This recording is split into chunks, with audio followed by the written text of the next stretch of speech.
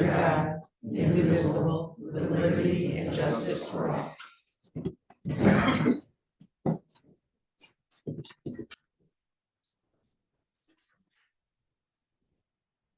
Welcome to our first regular board meeting of the month of January 2024. It says 2023 on the agenda, but we're all, I guess, hungover from New Year's here still. So it is 2024, and this is the right agenda. I can see with the consent agenda there. So here we go. With the minutes, I get a motion that the minutes of December 11th, 2023, that meeting be approved. I'll make the motion. Trustee Fondanza. Second. Trustee Raymond, discussion? All in favor? Aye. Opposed? Motion carries. Getting a motion that the minutes of the January 2nd, 2024 organizational meeting be approved. I'll make the motion. Trustee Fondanza. Second. Trustee Price Bush, discussion? We changed the typo that had asking for motion. I Second. sent it to you. There was another similar typo at the bottom of the page. They changed that. Talk in loud. The one thing I just want to clarify, I don't know if it's worth changing the minutes, was it says in the minutes, Trustee Baskin wants Mayor Rossi to recuse himself from voting on legal contract. I just reviewed the tape, and I did not say I don't want you to vote on it. I just wanted an explanation of why you were not recusing this time versus last time. I don't need to get back into that at all, but I wasn't asking you to recuse this time, just so you know. All in favor? Aye. Opposed? Motion carries. No presentations tonight. At this point, we're going to go to public comment on agenda items only. I will state that we will need to probably move number 2 on the consent agenda off of the consent agenda because we need to make an alteration with respect to the rink and adding a contract language to that. So assume that 1, 3, 4, and 5 will be part of the consent agenda, as well as the other motions that are on the backside of page 2 here. So at this time, you get 3 minutes for public comment with respect to agenda items only. Anybody in the hall here like to speak? Let us know. Never put up our iPad. Go ahead, Mike. Give me 1 second. I just want to set this up. You can come over if I'll ask you to hold off until I get this actually on. Thank you. It's got a nice full envelope. Yes. It's buying me time as we speak. Yes. Do I need to hit this? Yes. Yes, you will. Yeah.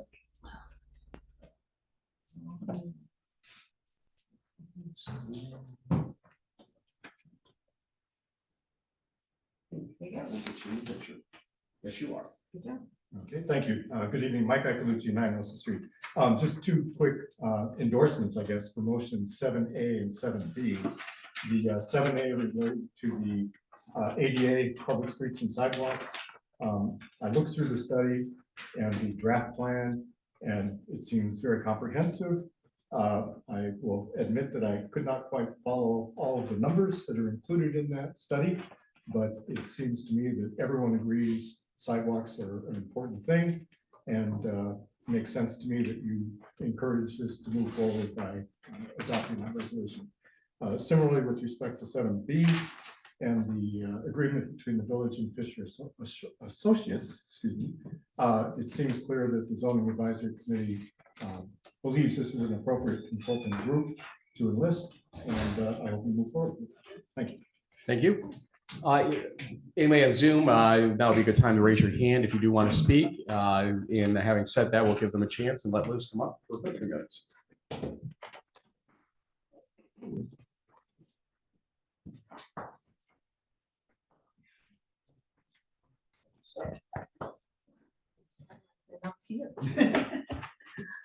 Yes, I'm happy to announce that the TAP Transportation Alternatives Program grant has gone in. And just for those of you who don't know what that's all about, it is a large grant for the total project is 1.4 million with a 20% match of 285,000 for the village to provide, and that would be spent over a period of 3 to 5 years. So it's not as bad. Just For those of you who aren't familiar with the grant, it proposes connectivity with a safe pedestrian and bicycle route for all users and abilities.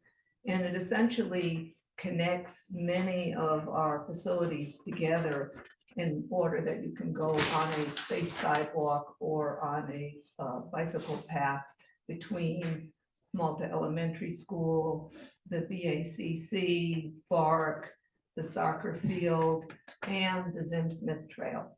And for those of you who may not be familiar with the plans on the Zim Smith, they are going to cross at Oak Street and go up to Malta, but it will be on the east side of the tracks.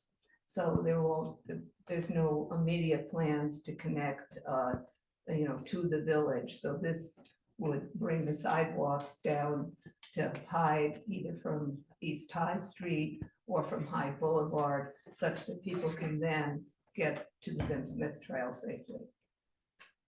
Also on the other motion, 7A, I'm very happy to see that on the agenda.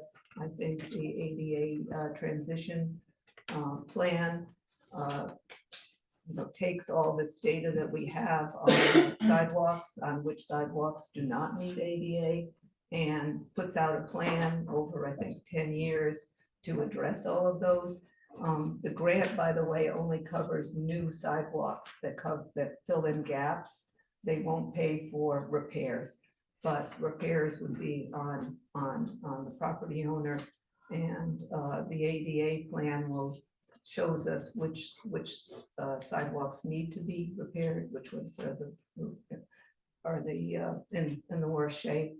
And I think it sets us on a path towards eventually becoming ADA compliant on all our sidewalks. Thank you. Thank you. Anybody else in the house? Right, go ahead. Again, last chance also for those on Zoom that might want to speak about agenda items only for 3 minutes. This is public comment number 1. And Ray Otten is grabbing the microphone, and here he goes. Ray Otten, 16 Middlebrook Avenue. I'm glad to see the motion 7A on there also. It's a long time coming.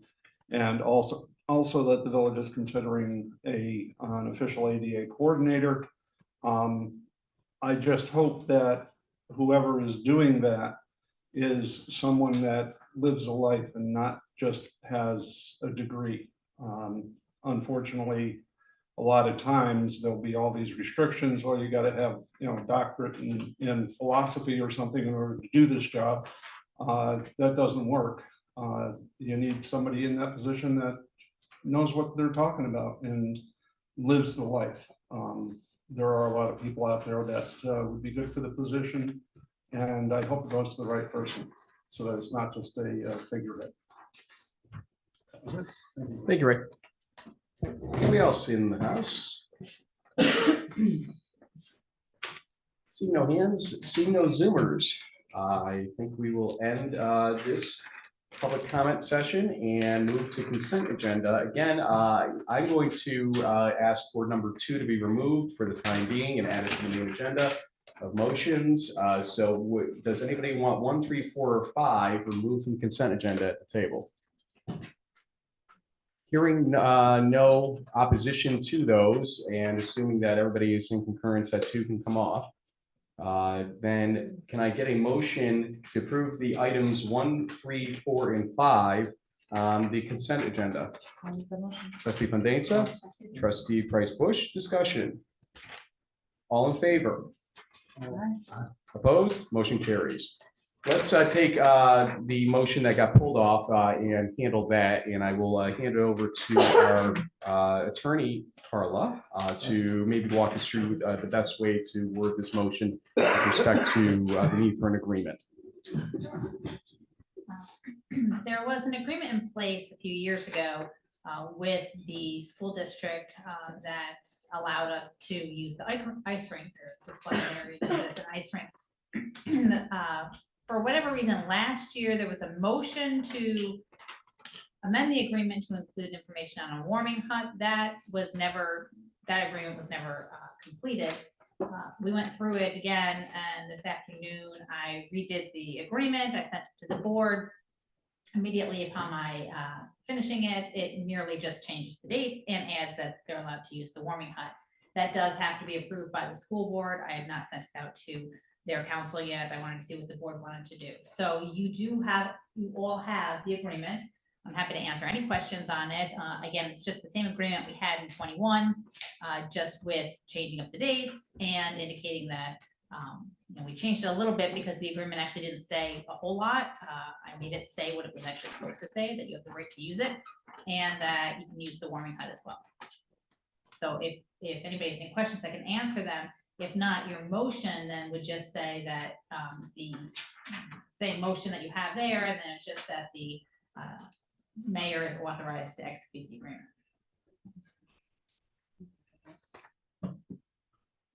Okay, so then I guess I'm going to ask for a motion to approve an ice rink for the 2024 winter season at the Eastern Avenue Recreational Fields to be operated from January 4th or the date of execution of the contracts and provision of insurance, so whichever is later, until March 4th, 2024, weather permitting. The hours will be Fridays, 4 p.m. to 7 p.m., Saturdays, 10 a.m. to 7 p.m., and Sundays, noon to 6 p.m. This motion further authorizes the village to submit a certificate of insurance to the Ballston Spa Central School District and allow the use of DPW staff to create and maintain the rink throughout the season. And it further authorizes the mayor to execute an agreement related to this motion. I'll make the motion. Trustee Fondainza. Second. Trustee Raymond, discussion. All in favor? Oh, one question, sorry. You've been in touch with some of the volunteers, and I just wondering, because in previous years, they haven't had necessarily these, this hasn't been as restricted the hours, but Oh, I'm sorry. no, I'm just asking, like, they basically, they had the rink open when they were volunteers, they had the volunteer sign up list. Is this what the volunteers want to do too, or do we think they could expand it? Or, yeah, I just don't know. Sure, so when Oh, we your really, thing's up. no, that's not, Oh, it it's should be okay, on. perfect. So I reached, these are the hours that Amy gave Oh, me. Amy gave you- Yeah, okay, good, so, Amy Jenkins. yeah, so, I mean, Yeah, she's the volunteer Are who's the- responsible. so is for the it. issue that sometimes they like to go longer, or sometimes they, I think they had additional, like, during the week, not just Friday, Saturday, Sunday, but if this is what she's sort of committed to or interested in, that's good. I just wasn't sure if Yeah. this corresponded to what she intended in terms of the volunteer. yeah, those were the hours she gave Okay. me, and then January 4th was just kind of when they were saying, obviously, until there's ice, there's no Right. ice right now, there's kind of ice, but not ice, Not little ice, tomorrow.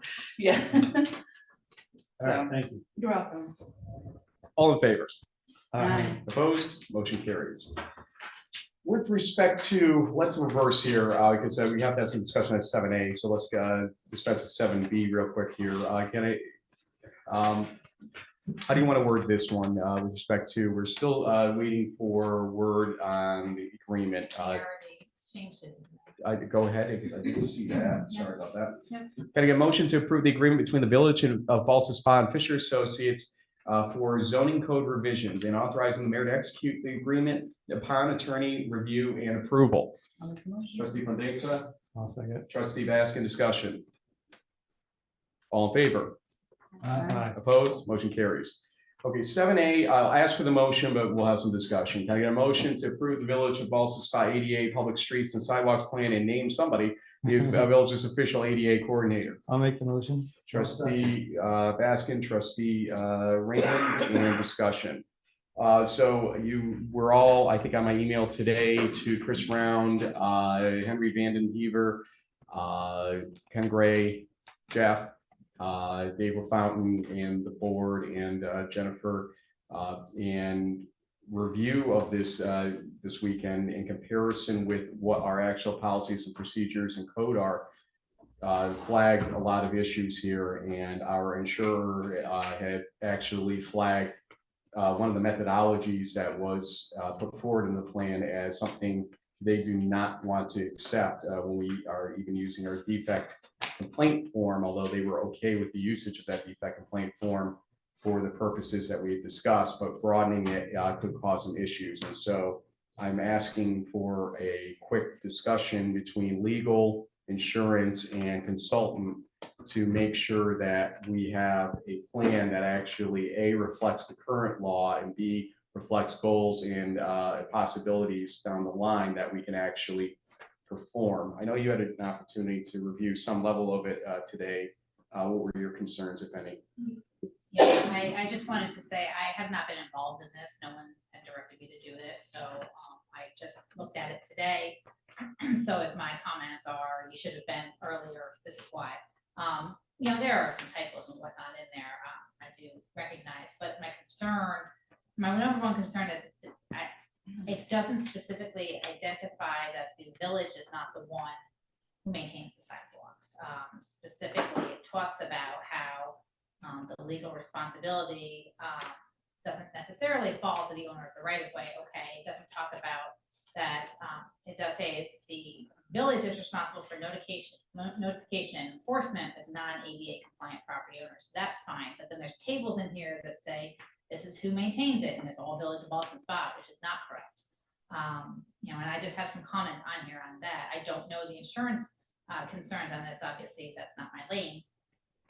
But there are some questions I just have in here. They talk about guidelines that have not been accepted by DOT yet. I don't know if they have been accepted now in regulations. That was back in September. I didn't look at any of the numbers. Again, stay in my own lane. I look at the words, not the numbers. I'm not an accountant or an engineer. That's all you do. So, you know, I also was asking Frank this morning whether this is something that there's a requirement for regulations that we have to be done today, whether there's a requirement under the funding that has to be done today, or anything to that. I don't believe that's true. This is the village being very proactive, which I'm pleased with, very proactive to move forward with this. I just want to make sure the village is doing it properly. It seems like the way this was written, it was written in the idea of the same time that the village was deciding how to do its sidewalks, maybe the village is going to take over the sidewalks. That's not what the current law is. Whether that's going to be the law in the future, this can be amended, but this has to actually talk to the current law. I just, from legal, I've only had a chance to look at about 30 of the 104 pages of this.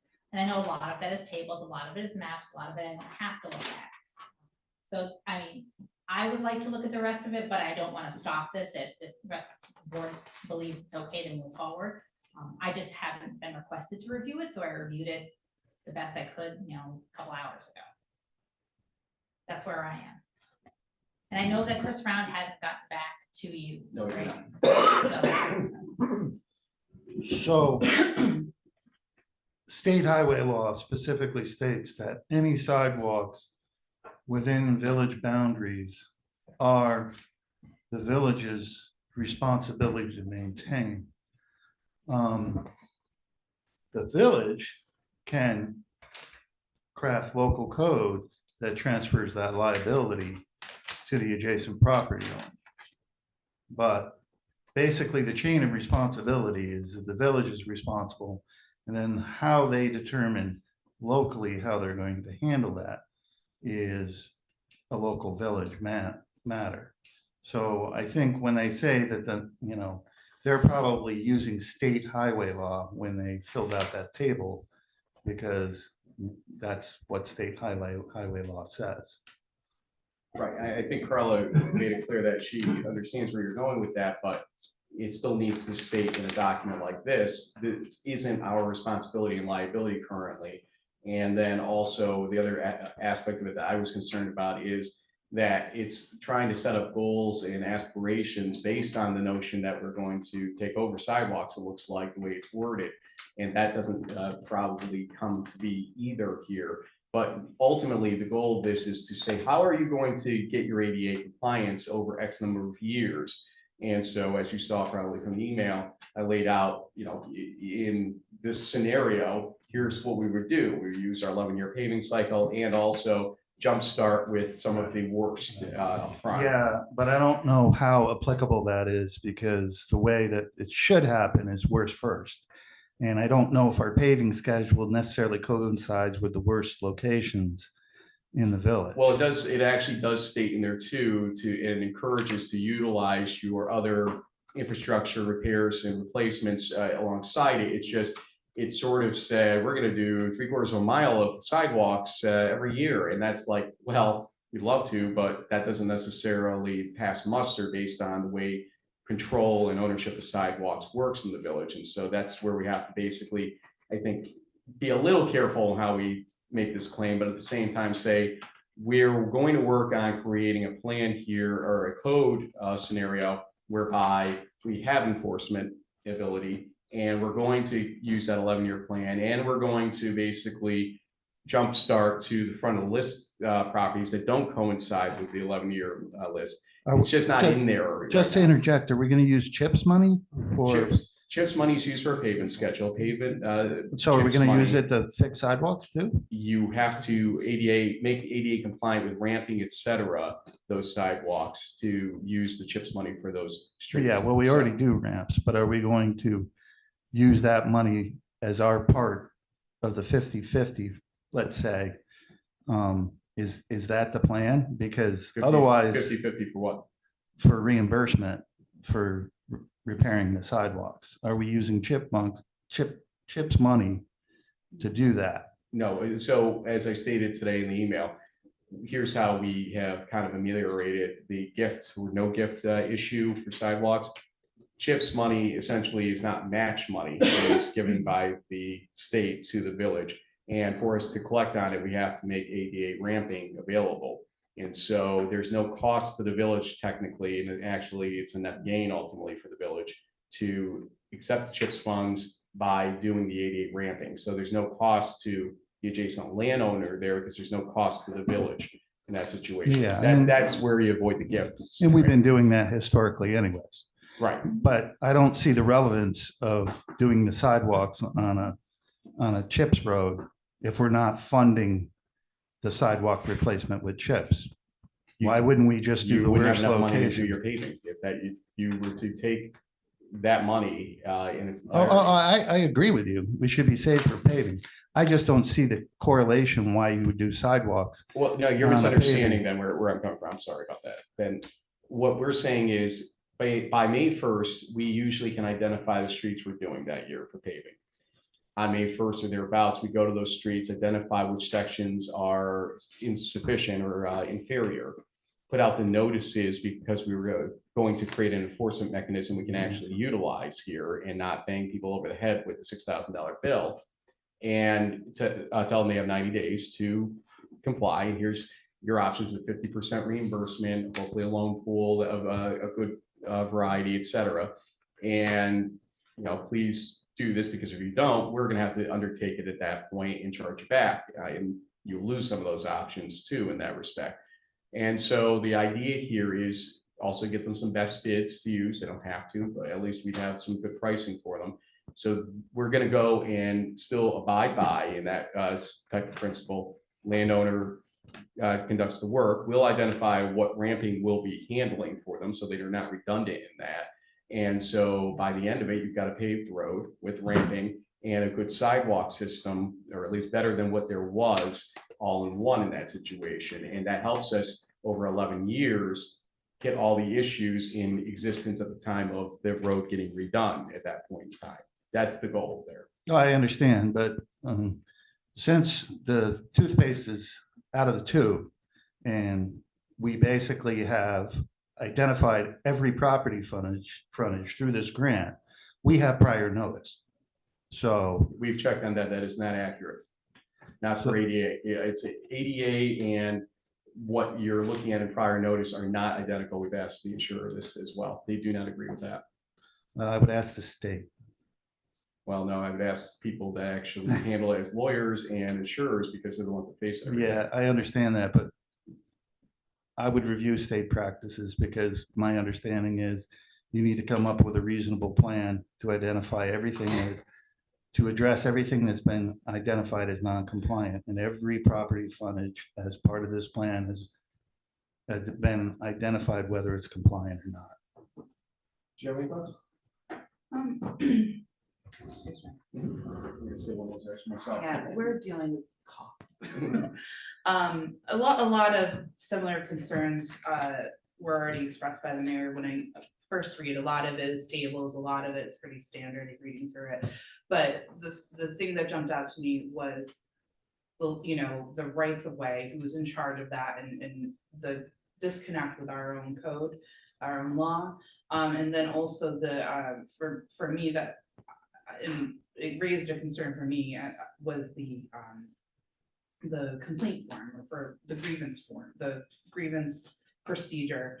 And I just wanted for, our insurance to take a second look. Those kind of, I even said that, is that opening us up to some, what do you call it? Liability. Yep. And just to make sure we have it kind of figured out a little bit, with the assistance of our insurance and legal, make sure we're covering ourselves there. So those are two of my main concerns, but a lot of good work otherwise. Okay, I mean, again, the notion here is not to avoid this. We wanted to get this done. We just want to make sure that we're not setting ourselves up for an issue with liability at some point later on. And having just sat down with Nimer to hear some of the concerns, one got majorly red flag because an innocent defect complaint form was a red flag for him. And Why is that? because that is what ultimately will create the prior written notice scenario. So he was able to live with it, with the defect complaint form, because he realized, well, okay, you're able to say to the person that comes in with that, the sidewalk isn't the village's responsibility. And so at least we can inform them of that. And so we've at that point handled the prior written notice, because we told them it is technically not us. While we can choose to enforce, it's not an obligation of the village. The direct liability lays with the landowner in that situation. So that's why he was able to live with that. The problem with having the plan read the way it does is it sort of nullifies that or suggests otherwise. And that's the concern here.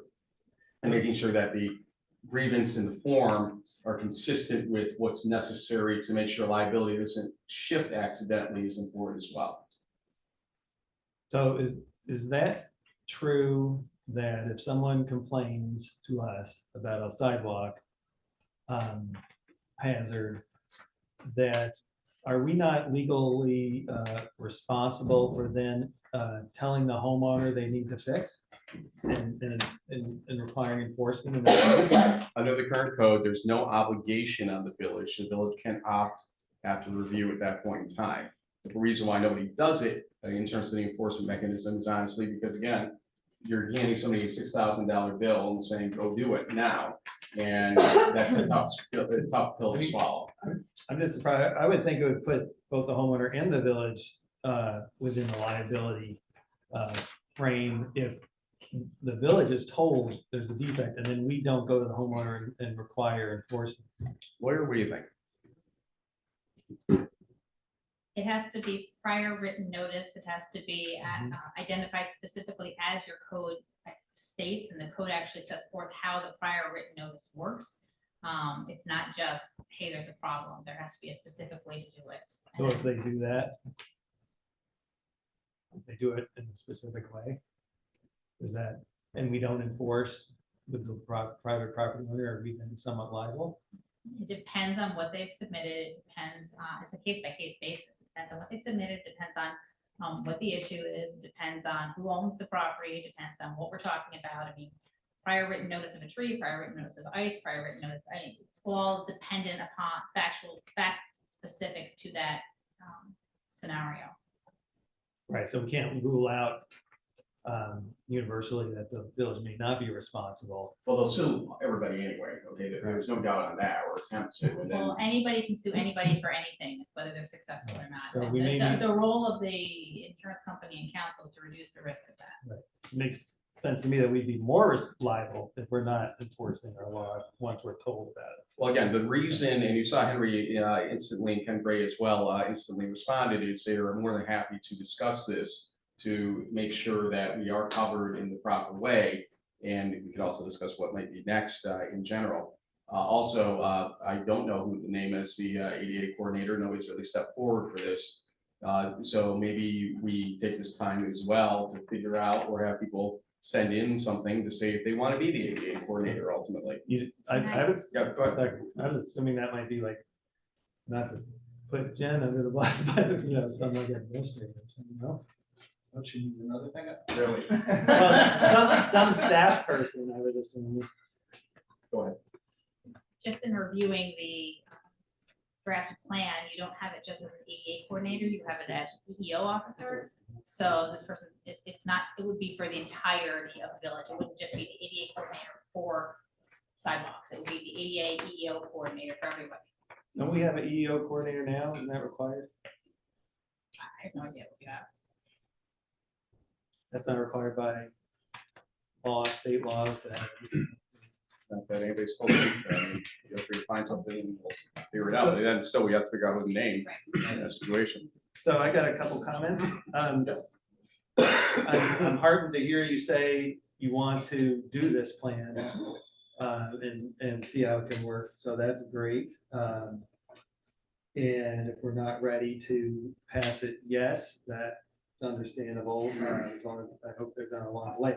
Couple things I'd just like to clarify that at least as it states in the plan, a plan like this is required by law. No, it says that it's the guidelines require, the guidelines have not been turned into regulations yet, as of yet. I don't know if that's true or not. So that was in 2023, right? So any day now, potentially, this could be required by law. Well, you'd have. Yeah, and then you would period, have so- a period that they would give you a period of time to provide it. That's why I said it was great that the village was being proactive. And I wanted to look into seeing when that regulation. So the intent is that eventually this will be required, so we do have to move forward, so I'm glad everyone's on top of that. It has been already passed by Cohoes, Saratoga, and up on a number of other places, so. The other thing, just to clarify, is that the plan recognizes that the village is or the village delegates responsibility for sidewalk repair to homeowners. And it incorporates that. The plan is separate from how the sidewalks get there, what the law is, in my reading. The plan says we have 7.59 miles of sidewalk that are partially accessible or not accessible, and a reasonable timeline, as defined by DOT, I guess, is about 10 years. That means about 0.7 miles per year need to be improved or made compliant. And again, I think this is all, if it's not law now, something in terms of this intent is going to become law. And then it does not say how that will happen specifically. So we can adopt this law within our current framework of having private property owners responsible. And it actually says on page 7 that speaking of this, the village of Ballston currently transfers responsibility of construction maintenance to the property owner adjacent to the sidewalk per the village's general legislation. The village is responsible for notification and enforcement with non-ADA compliant property owners. That's the question of how responsible are we for notification and enforcement? Right, but it lacks maintenance and restoration in the wording, if I remember correctly. Is that accurate? And those are key problems. It relax what? It lacks maintenance and restoration responsibilities, which also we know lay on the landowner, but it needs to be clear in that, because those are probably the two biggest issues ultimately that come from this ADA scenario. Right. Actually, this plan doesn't even address the gaps.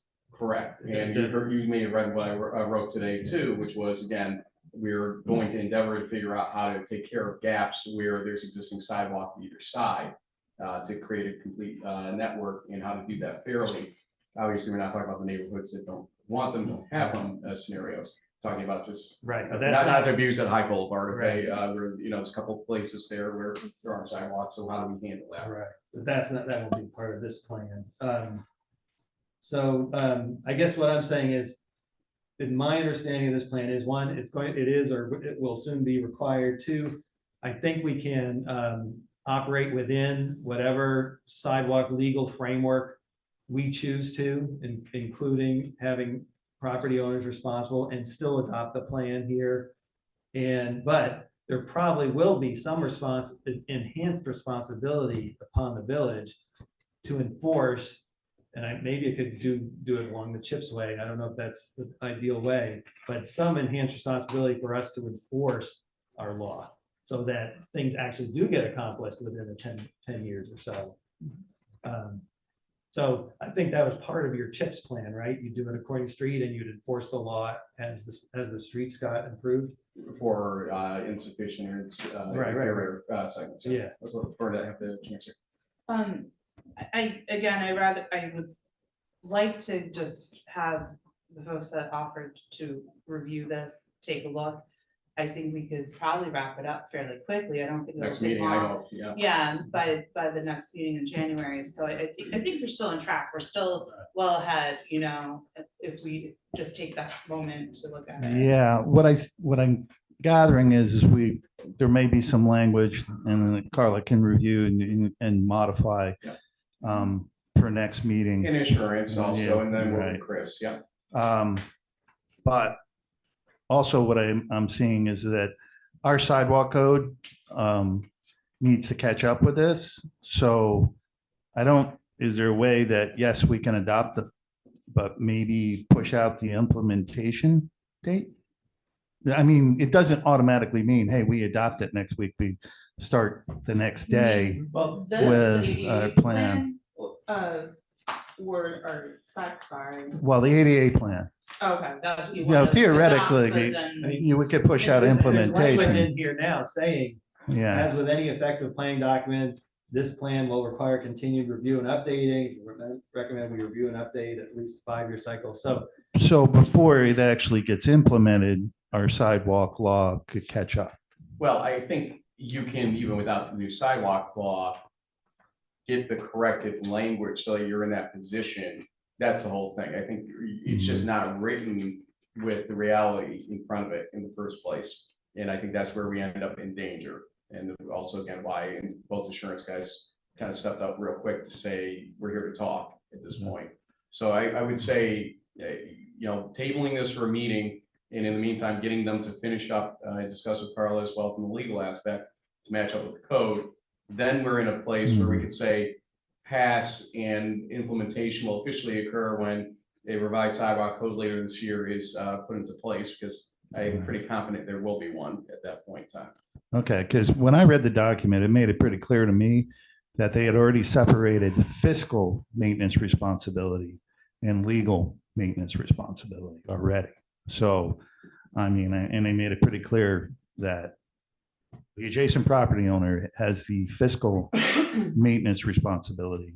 However, by state law, we have the legal maintenance responsibility. However, we transfer that responsibility to the adjacent property. That's where I'm sure, I think, with the beach on that one, to be I honest think- with you. Yeah, I think it's a little confusing. Yes, I hear that it's Yeah. kind of weaved in there, but I would rather be very explicit, because the table responsible entity for maintenance. And so maintenance to me also means there's a cost, it's just, if someone Yeah, picked this up and read it, I don't know. I have no problem with Yeah. tightening up the language Yeah. if that's what you want to do. I think so. Yeah. Can I ask for a motion to table this for the next meeting? Yeah, I'll make the motion to table. Trustee Baskin, The next meeting. trustee Raymond, discussion, all in favor? Aye. Opposed? Motion carries the table. The next meeting. Yes. Here's another. Are Yes. you gonna talk about who's gonna be the coordinator? How are you Oh, yeah, gonna do let's that? talk internally about the correct way to handle that. If you see something state law based, attorney or Ben or whoever, let me know so that we can make sure we're covered there correctly, but I don't know of anything off what I've seen yet for that. So we'll work on that and see if we want to advertise it somehow beyond just the village staff, if that comes to be. But I don't think it's, Well, but we're not intending another paid position, right? that's where you gotta be careful here, because it could actually lead to that. And so is that the intention? Is that not the intention? So we have to, I think, discuss that as well. That other things popped up in this. I think I actually sent this in an email too about, look, we have slim resources when it comes to this stuff as it is. And so Are we going to have to pay for additional staffing to even get this implemented? We have to be careful with respect to that because we may not be able to sustain that in the long run. Yeah, So, it'd probably be helpful to look at the towns that have already done it, Cohoes, Saratoga, Albany, Bethlehem, I don't know, there's probably some others. And see if it was of any extra cost to them or how much time it took. right, some although those are staff. cities, let's see if we can find villages that did it because I think they're usually slimmer in the pickings of staff when it comes to those. Yeah, no, but they could say, oh, this takes, somebody's current position has very little time or whatever. Well, Excuse Very- me. yes, hi. Hello. It's come to my attention that during public comment, only Mr. Otten gave his name and address. So we need those names and address. Liz, where do you live? 89 High. There you are. Yeah. Sorry. And Mike, if you want. I Russell. Okay, now that we know where everybody lives. Mayor's announcements, as you saw, the snowstorm yesterday came in about as expected, about 8 inches, give or take. And our DPW staff did a good job doing it in 2 pieces because it was a challenging storm in that it didn't just dump 3 inches an hour for a couple hours and then go away. It kind of was one of those 12-hour storms. And so they went from 3 to 9 a.m. and then 1 p.m. till finish yesterday. And I did a pretty good job, I think, all things considered with how it worked. As I was talking to Sean earlier, and I've talked to Jeff about in the past, we're going to start to look at maybe the question of doing a brining system as well to perhaps give us a little bit of better undercoat protection so that maybe we get a little bit better meltage from time to time. There is a cost associated with that. Something to look at over time here. Obviously, you can't just implement it probably the season, but in the future. But it might help in terms of just, we do use a lot of salt when it comes to snow season. I saw that last year as we had those 2 late storms especially.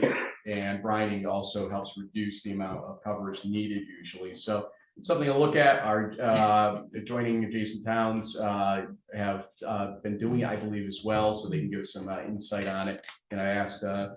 Sean Raymond down there, trustee extraordinaire and engineer, to work with me on that as well, if we can get some information from DOT and from elsewhere to help maybe see that. And so Jeff is probably throwing something at the Zoom screen right now as we say that, but in the long run, it might be very helpful to maintenance of these streets. And thanks to our DPW staff for what they did do yesterday and today, because by noontime, the streets were, I think, pretty darn good after the sun got taken for a little bit as well, and people drove over them. So there you go. State of the Village will be on Friday, probably in the afternoon. We'll get that uploaded as well. And so I'll provide a lot more information there. Sort of buttresses into the treasurer's report, what I was going to talk about next, which is the AFR, it's called now, not the AUD. So let me read treasurer's report and then kind of go back here. December sales tax went to up about 14.1% for December sales tax receipts. And that's pretty good Christmas time treat right there.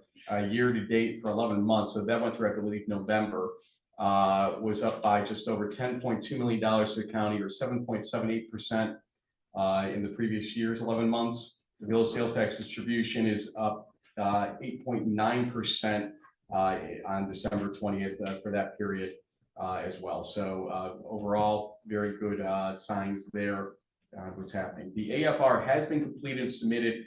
I, with Melissa, our treasurer, Bob Fox from Local Government Solutions, will meet with Bob, it says next week here, but tomorrow, to discuss the AFR. And then once we have a better understanding of it, we'll send it out to the trustees so they can get a better appreciation of it as well. So we can highlight some things as we send it out to give you the crux of what's going on. Overall, looks good, but a couple things that we're going to have to, I think, put asterisks on along the way. And so we just want to talk to Bob to get that settled out tomorrow. So we'll have it for next meeting. You absolutely should, yeah. Hopefully this week by midweek. Bank reconciliation should be completed for the month of December by January 8th. We already saw some of that information, though. We received our CHIPS money from the state on December 12th, 2023. It totaled up to $362,000. We call it CHIPS, but it comes from CHIPS, Paved New York, EWR, STR, and POP. So those combined were over $362,000, which is an increase. Water meter cards have come back and been entered during the month of December. They were obviously due by the end of the month, though, the meter cards themselves, or the we're at the well, we're getting our payments out, excuse me, our billings out. And so we will be placing any no or late meter reading card penalties on as of early January. Water bills are on track to be mailed out on February 1st delivery, and then basically due very early March because of the 29-day month that February is this year. And that is the treasurer's report. But as I just want to kind of go back and say, looking at the AFR, looks good. We obviously have some capital expenses that we had paid off that we're awaiting loans for that need to be sort of reduced from it. So that's the balance. I got to see what we should or shouldn't be including. Also identify our ARPA funds to the degree we can, and some fire funds that are in our fund balance as well. So we'll be looking at that. I say fire funds, and I hear the sirens going off outside. Fire alarm at the veterans house. Oh boy. Liaison reports, obviously not fully fair here as we are starting the year. So we'll start with DPW because I'm sure you got your list from Jen. Yes. So Dublin Drive Storm Drainage Project, they're wrapping up. That's about 95% complete. There's gonna be a little frame and grate cleanup, and obviously they're gonna have to come back in the spring to asphalt some of the driveway crossovers. Safety lighting on 2 new trucks. They were involved in that. They just finished that up. Obviously, the snowstorm this Sunday. They were a couple men down, but they still did a great job. And thanks to the guys for toughing it out on the weekend. And they have repairs because they lost the salter on one of the plow trucks during the storm. And that's a 2-day repair plus repairs to some of the other trucks. I think there was some brake repair too on some of the trucks. Those new dump trucks can't come in the time here. It seems like another maybe half a year, I think. Yeah, I think it's 6 months. Yeah, that'll be 2 years plus at that point. Yeah, it feels like right now, I could, if I needed a truck today, 2 years. God bless. Yeah, it's terrible. Fire truck was what, 2.5, 3 years? These dump trucks, 2 Yeah. years. Wow. Yeah. Work in progress. Water meter replacements and meter read corrections. Repairs to 3 water buildings. Replacing catch basin on Science and Walnut Street. Some other sign replacements. Trying to get those done before the frost really sets in, if it ever sets in. Like your tongue, by the way. Removing trash receptacles from the streets and wrapping up the security cameras at Kelly. All very necessary things. Thank you very much. Also, we did get notification that there's another storm they're watching middle of the week. That will especially be a windstorm of sorts, and National Grid is already on top of that and going to staff up again for that one. That could be actually more with bigger implications because wind obviously not a friend to wires, especially that are still carrying some load of snow and ice to the degree it doesn't melt in the meantime. Hopefully tomorrow's warmer weather will take It's hold. going to start off with snow. Yeah. But transition over. This area locally is going to get 1.5 to 2 inches of rain.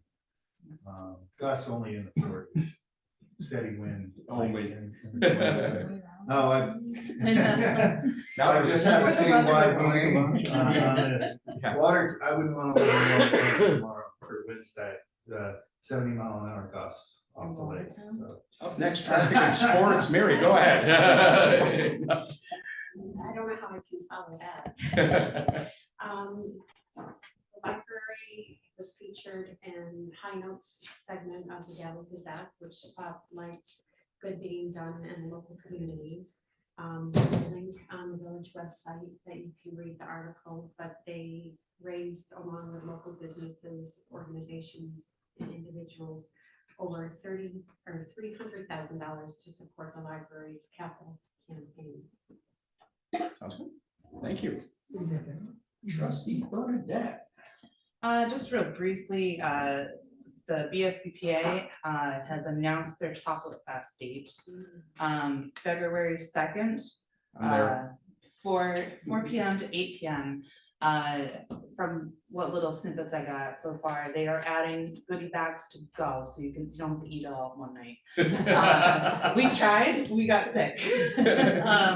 But I had a lot of fun. it was a lot of fun. Again, the BSBPA, we applaud them for their efforts to bring people into our community, especially during cold winter season. After, the holiday shopping season, we need to bring people to Ballston Spa to spend their money and help our businesses.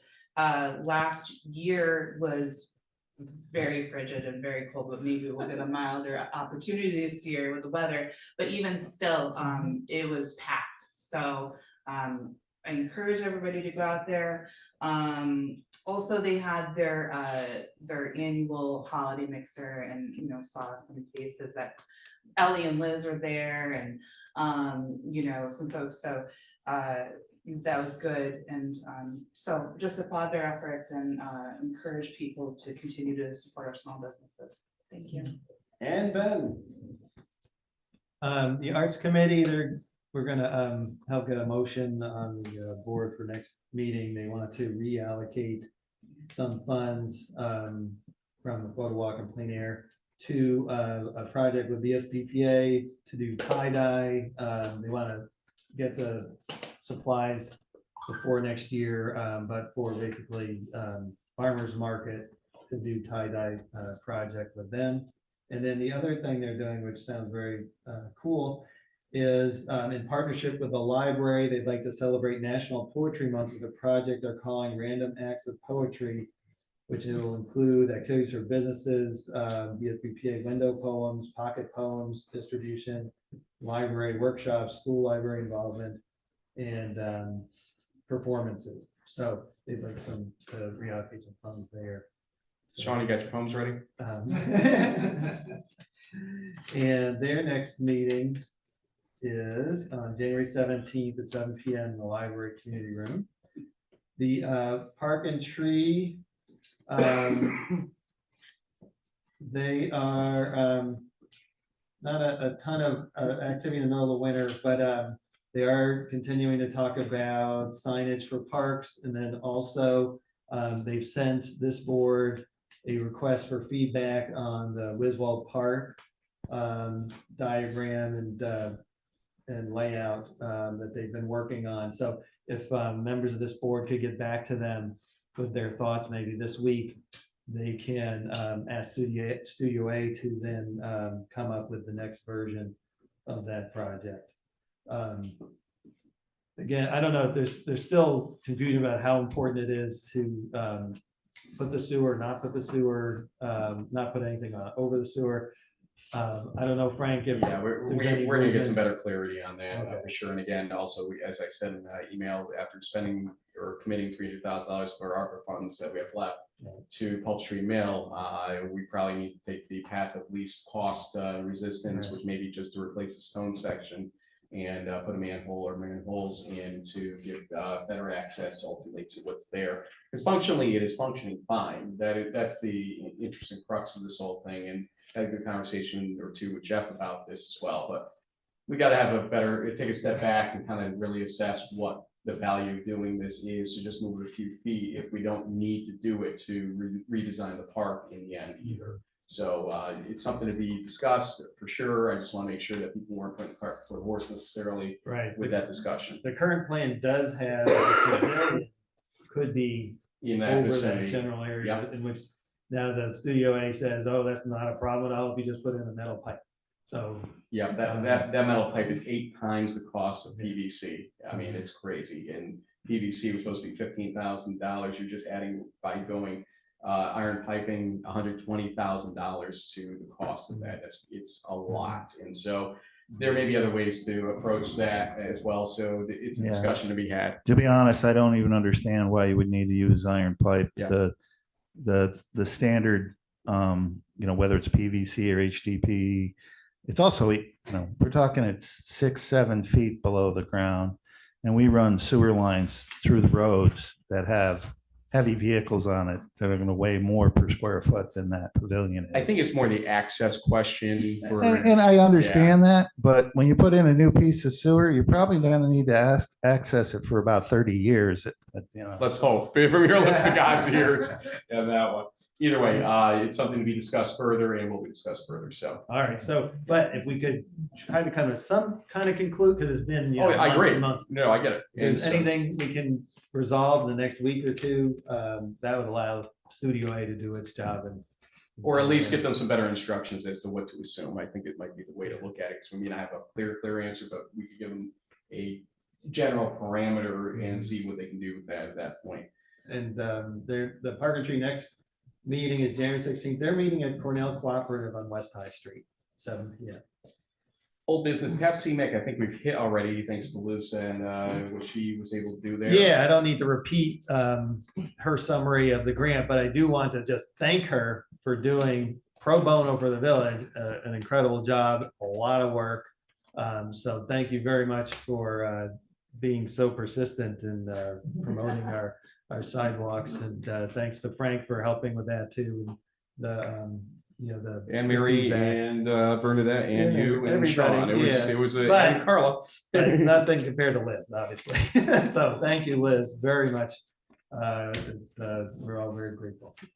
So Parks Law. that's all I need to say about that at this point. Thank you. Keep going. I think you had something about Parks Law here, so. Oh, yeah. So Parks Law, I just thought sometimes it's,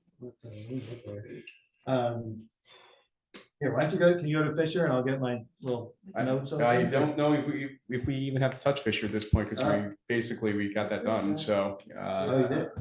Yeah. Okay. So That's back all to right. Parks. All right, next Parks, all right, never mind, I got it. Let me get to my little folder here.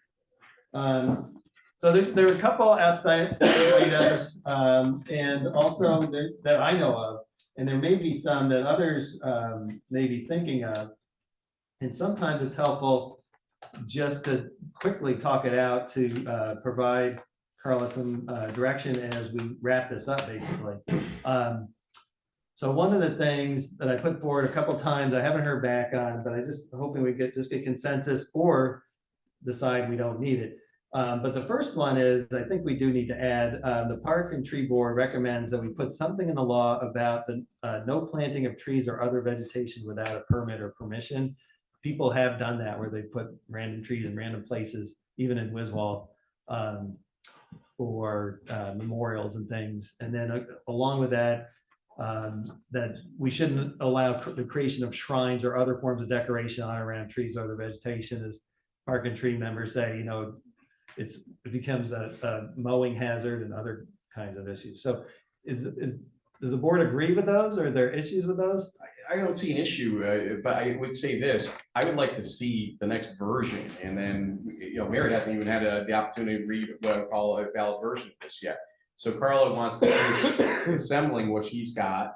We all look at it one more time. If that's not in there and you think it is, like I said, I will shepherd the list of things so that we don't put that on her plate because of the cost issue. And, we say one final time, what you just said about no shrines, no plantings. Yeah, we all agree, Well- check. And we hand basically to Carla a list of changes, final changes. We schedule a public hearing. We hopefully get your final thoughts on it and pass it No, along. I agree with that. I was just hoping we could save actually Carla and ourselves time on email by just saying. Well, if we're gonna need it something- anyway. We're gonna need changes anyway. There's no doubt about that. So instead of just trying to piecemeal the changes right now, let's get a version so that we can all read it one final time, say, okay, that's missing, that needs to go, whatever. And then we're gonna have one pass at that point and come to an agreement on what should or shouldn't be in it. Mary needs a. Yeah. Right, well, I sent this out 10 days or so. And ago, again, but- in concept, what you just said, sounds great, but again, I just want to have her have an opportunity to see it. I hate reading these things or trying to read them in a vacuum like that, because it's not how it works, because there may be a part of the beginning of it that associates the end of it. And so now I gotta read through the whole thing to make sure. Okay, I think it complements to have, because we've had email exchanges, and I think it complements to have an in-person exchange at some point. Well, we see a. Because sometimes you get a deluge. ton of emails and somebody says something says something else, and there's not a reconciliation or no one's responding exactly to that If point. we see deluge of changes necessary, which I don't think we're gonna Well- see here, to be honest with you, then I think then we know, okay, we need a meeting. If we see 6 changes or something like that, it's pretty simple to be like, check, check, check, check. No, here you go, Carla, and let's put this up for a public hearing. Right, so I'm not, after this, I don't expect a ton of changes. Yeah, I'm not anticipating, I personally don't have a ton of changes. These are some issues that I put forward a number of months ago, didn't get into the last draft. Stay on top and make sure that you so- do, we'll work with All you. right, so the other things just to put out there, and again, it's also for transparency, for everyone to see, these are things we're talking about. And I think it would be nice actually to share this draft plan before it comes out for the public hearing, because by that time, we try to solidify everything. So the other one is, should children under a certain age, whether it's 10, 11, 12, be supervised by an adult at all times? Is that something, or is that somewhere else in the law, or some state law, or is that necessary? The other thing is, question is, do we need to put in something about biking, skateboarding, or scooters are allowed only in designated areas and park property? The other one that may be in another part of the law is no posting of signs, advertising, billboards, banners without a permit or permission. Those things aren't in the current draft of the law. Okay, so send us an email with those. So I and I'll have, start I tracking. have probably I will 3. put it all in the law. All right, I put it like 3 times, so that's great. And then the other thing that Park and Tree put forward when I asked them what they thought about these things was Caitlin pointed out that there's a section of our law, 81-1, that says animals are prohibited on premises, and it says no dog, cat, or domestic animal shall enter upon the confines of Wiswall Park. Any such animal found on the premises shall be impounded by the dog warden and taken to the Saratoga County Animal Shelter, blah, blah, blah. So that's in a part of law. So I don't know if we want to keep that or change that. So that's just another thing to bring to your attention for our consideration. Sounds good. All right, thank you very much for that time. There's no new business, so let's go to public comment on any issue for 3 minutes. Anybody in the crowd? And this again is time for those on Zoom. If you want to give public comment for up to 3 minutes on any issue, please raise your hand on Zoom. I see Marilyn in the back. While she's coming up, like the veterans home is fine, Thank but God. you have a car sinking in the creek, went off the end of Washington Street now. Oh, dear.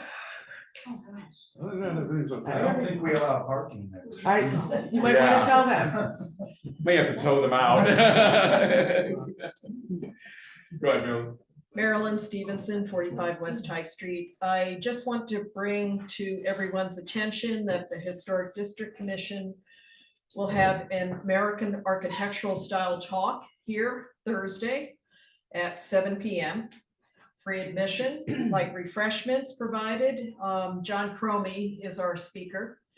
He's the chairman of the Historic District Commission, and he's going to take us through an exploration of American architectural styles in the village, through each period's politics, educational and social assumptions, technology, and decorative arts.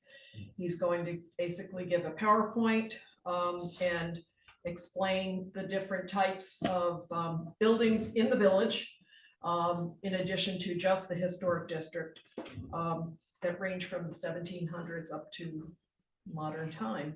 So if you're interested in that, in the historic district, in community character, in architecture, or just learning more about the history, please feel free to show up. Can you say the date and time again? The date is Thursday, January 11th, 7 p.m. And the posters are available on the table over there and have been on the village website. I'd like to get the JPEG on the village website if at all possible. It's I think also it's been there. sent to media. Is there? Location. The location is here, right in the library, and hope you all attend. And just another reminder on a totally different topic, the Zoning Advisory Committee meets on the first and third Thursdays of each month. Myself, Peter, and Jared are members. We invite everyone to attend. We're in the throes of a bit of a thematic discussion about what we need to do before the consultant comes on board, but we're hoping the consultant will be on board very quickly because we've already developed some questions, more questions than probably we can all answer. And it's important to make sure the public and everybody in the village knows that you're all welcome to attend. We meet at the auditorium at Cornell Cooperative Extension at 50 West High Street, the first and third Thursday of each month at 7 p.m. Feel free to come early. You're welcome to sit in on those meetings and observe how a dedicated group of volunteers is addressing some challenging issues for our future zoning for the next 10 to 15 years. So, thank you. Thanks, Marilyn. Anybody else in the room? Yes, Ellie.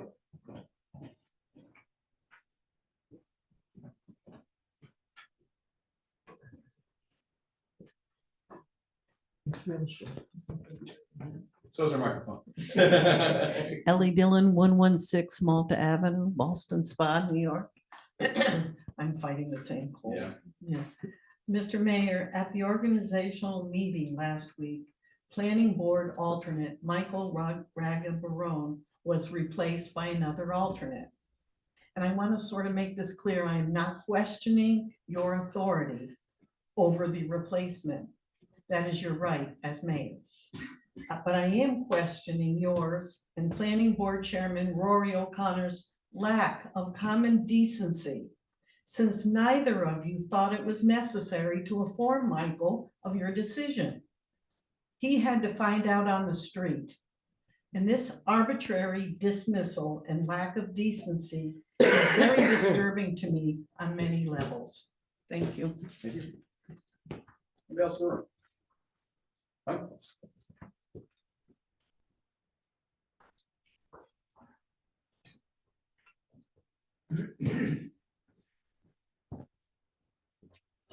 Thank you. Mike Iacolucci, 9 Russell Street.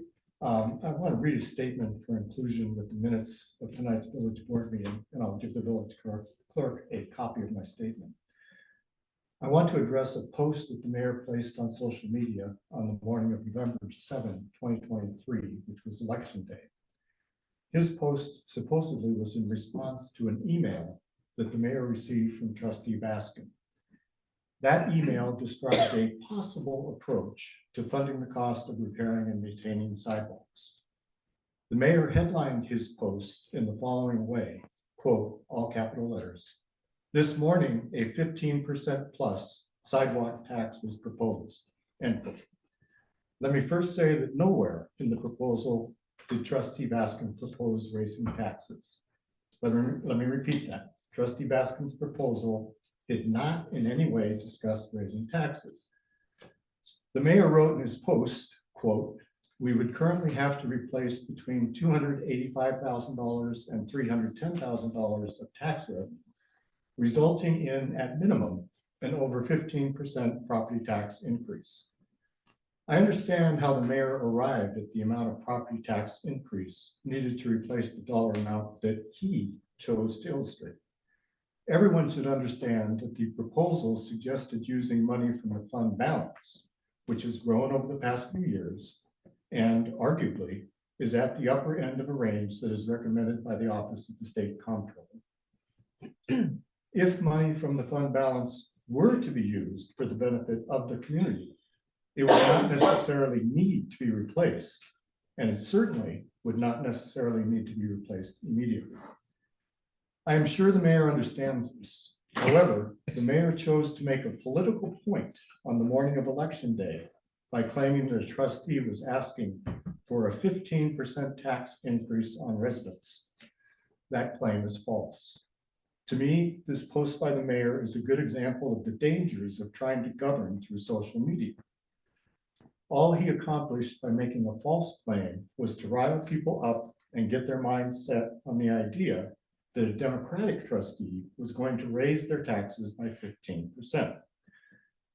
On November 13, 2023, I indicated to the mayor that common decency suggests he publicly correct his false claim about what he called a tax increase proposal. To this point, I am not aware of the mayor having done so. Instead of firing up people's emotions, I think it would be much better to encourage a civil discussion of all the factors that affect financial decisions in the village. Making false claims on social media does not promote civil discussion. Thank you. Thank you, Mike. Anybody else in the room? Seeing no hands, six up for raise. Last chance for Zoom as well.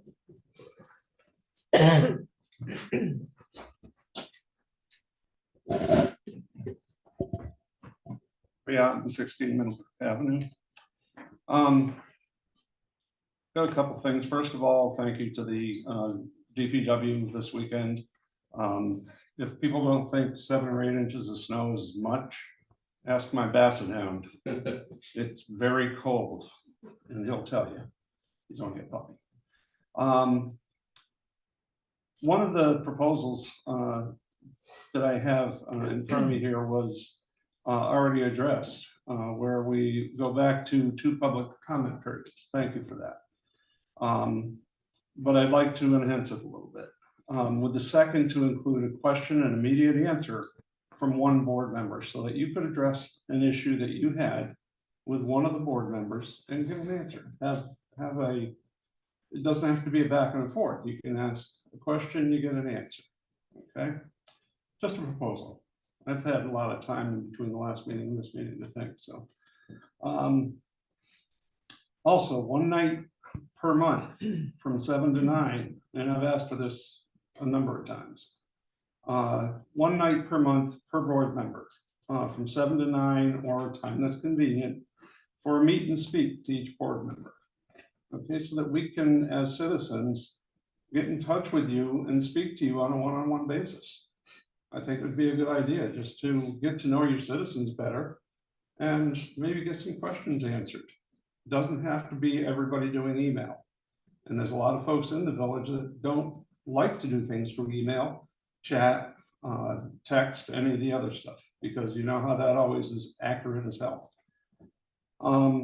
Third, and this I have discussed with no one, even Millie. She'll yell at me. I'd like to see our mayor position changed. I'd like to see it become a full-time position that it really is. Okay, and this is not a discussion that I've had just now. I've never had this discussion with Frank. I've never had this discussion with the last 2 mayors, but I've had it going back to the Burt Grandin days, to the Jim Capasso days, to the John Romano days. You know the amount of hours, and Frank's finding out the amount of hours that it takes to run this meager little village. It's not 10 hours a week. What I'm proposing is 30 to 35 hours a week and compensated the position at $50,000 a year. Oh my God, that's 2 times minimum wage for those hours.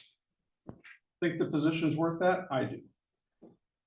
With a 20% increase every re-election, because evidently if somebody gets elected, people think they're doing a good job, up to a total of 80,000. Or you can put a cap on it, whatever you want. Okay. And then Guys, for can wrap the, it up there. yep, up to the board seats, 8 hours per week. I don't know what you guys make, $7,000 a year. Do you make more than that? I don't know what the kind of, all right, so 7,000 a year, which is $16.80 an hour, just barely over minimum wage. And 10% increase each re-election up to $10,000 a year. Thank you. Thank you. Anybody else in the room? Chris.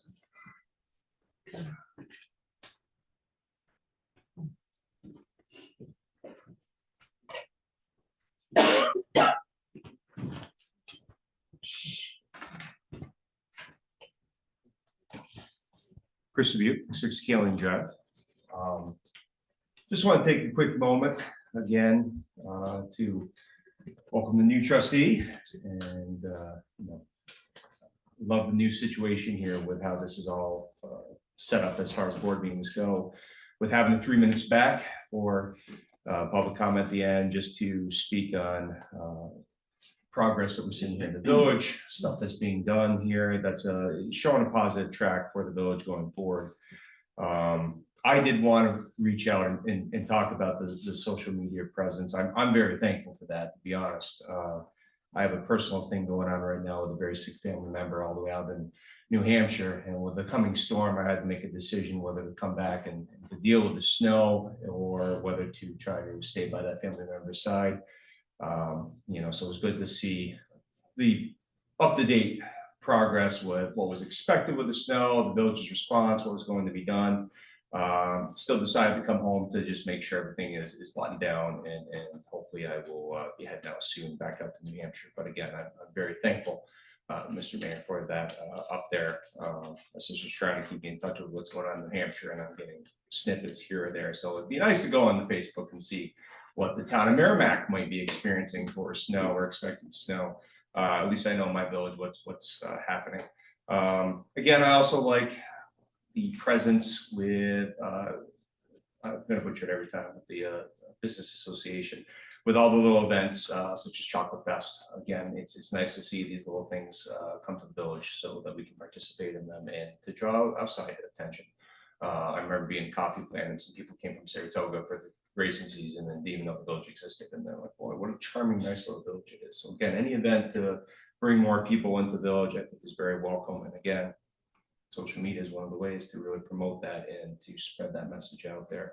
Other than that, though, thank you again for the great job you've been doing. And again, I do appreciate the social media presence and the continuing updates on how our local teams are doing.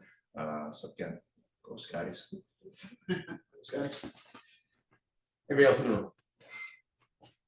Seeing no hands, seeing no Zoom, let's move to other bases which can include public or board response to public comment.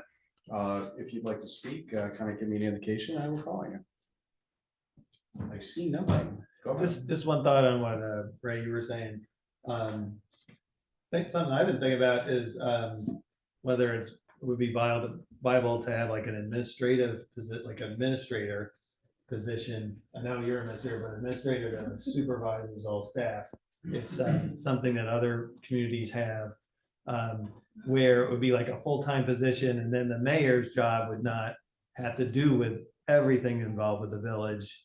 You would be involved, but you have this person who's really the full-time person, and that kind of person is would be non-political. It'd be a professional position from some school that provides master's training on that, and so that would I think serve us well. So that's something I was wondering. Thank you. Anybody else? All good, all good? Thank you. And there is no need for executive session tonight, so can I get a motion that the vouchers be audited and the meeting adjourned at 8:18 p.m.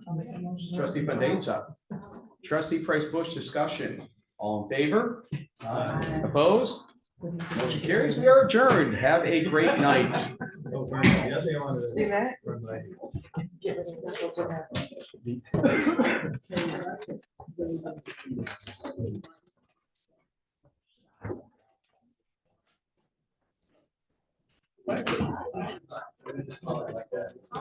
Yeah, that's nice.